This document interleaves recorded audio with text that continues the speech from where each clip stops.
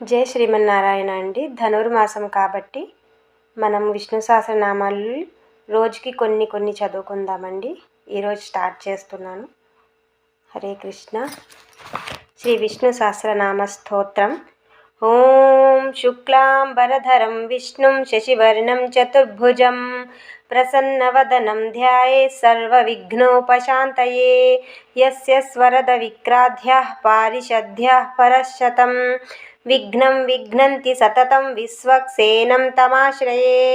వ్యాసం వసిష్ఠనప్తారం శక్తిః పౌత్రమకల్మషం పరాశరాత్మజం వందే సుఖతాతం తపోనిధిం. వ్యాసాయ విష్ణురూపాయ వ్యాసరూపాయ విష్ణవే నమో వై బ్రహ్మనిధయే వాసిష్ఠాయ నమో నమః.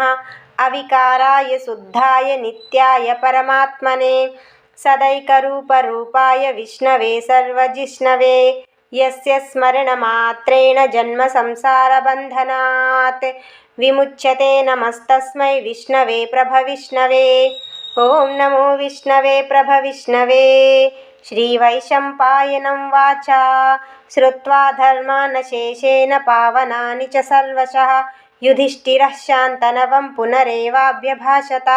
యుధిష్ఠిర ఉవాచ కిమేకం దైవతం లోకే కిం వాప్యేకం పరాయణం. స్తువంతః కం కమర్చन्तః ప్రాప్నుయుర్మానవాః శుభం.